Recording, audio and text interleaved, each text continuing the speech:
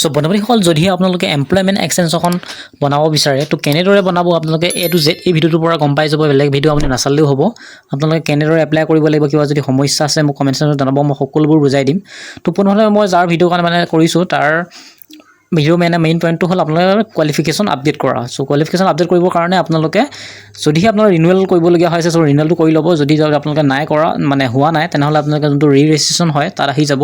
আহি পেলাই আপোনালোকৰ যিহেতু মই এইটো গ্ৰেজুৱেট মানে বহাব লাগে যিহেতু 12 পাছ হৈ আছিলে সো এবাৰ গ্ৰেজুৱেট কমপ্লিট সো আপোনালোকে এনেদৰে চাই ল'ব চাই লৈ পেলাই আপোনালোকে বহাব পাৰিব তাৰ আমাৰ যোনটো লিংকটো হয় ডেছক্ৰিপশ্যনত দি দিম তাৰ পৰা ক্লিক কৰি আপোনালোকে আহিব পাৰিব তাৰপিছত আপোনালোকে যোনটো দেখা পাইছে আপোনালোকৰ যোনটো ষ্ট্ৰীম হয় সো ষ্ট্ৰীম যি হয় আপোনালোকে সিলেক্ট কৰিব তাৰপিছত যোনটো আহিছে এক্সাম পাছ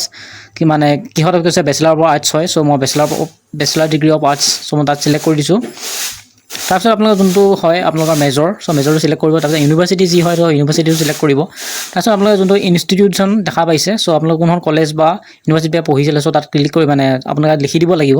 ইয়াত যিহেতু অপশ্যনটো নাই তাৰপিছত আপোনালোকে দেখা পাব ইয়াৰ অফ এডমিশ্যন কিমান চনত এডমিশ্যন লৈছিলে তাৰপিছত লিখা থাকিব আপোনালোকৰ মই দেখাই দিছোঁ যেহেতু এইটো মই যোনটো যাৰ যি মানে মেজৰ হয় সো মেজৰটো ভালদৰে মই চাই লৈ পেলাই সিলেক্ট কৰি দিছোঁ তাৰপিছত আপোনালোকে দেখা পাইছে যিহেতু আপোনালোকে ইয়াৰ অফ পাছিং সো কিমান চনত পাছ কৰিছে সেইটো দি দিব পাৰে তাৰপিছত আপোনাৰ যোনটো লেংগুৱেজটো হয় লেংগুৱেজটো যোনটো যি হয় আপোনালোকে সিলেক্ট কৰি দিব দিয়াৰ পিছত যিহেতু এইটো ৰেগুলাৰ হয় সো মই ৰেগুলাৰ ক্লিক কৰি দিছোঁ তাৰপিছত পাৰ্চেণ্টেজ যিমান পাইছে সেইটো পাৰ্চেণ্টেজটো ক্লিক কৰি দিব কিমান চনত পাছ কৰিছে সেইটো তাত দি দিব দি দিয়াৰ পিছত আপোনালোকে যিহেতু দেখা পাইছে অপশ্যনটো দেখা পাইছে যিহেতু আপলোড পাছ চাৰ্টিফিকেট আৰু মাৰ্কশ্বিট যিহেতু পাছ চাৰ্টিফিকেট আৰু মাৰ্কশ্বিট যদি মাৰ্কশ্বিটখন যদি সেইটো অলৰেডি আছে সো সেইকাৰণে আপোনালোকে দি দিব পাছ চাৰ্টিফিকেটৰ ঠাইত আপোনালোকে প্ৰফেশ্যনেল চাৰ্টিফিকেটখন দিলেও হৈ যাব তাৰপিছত আপোনালোকে দেখা পাব কিবা যদি মানে অৰ্ডাৰ কোৱালিফিকেশ্যন দিব বিচাৰে দিব পাৰে যদি নাই তো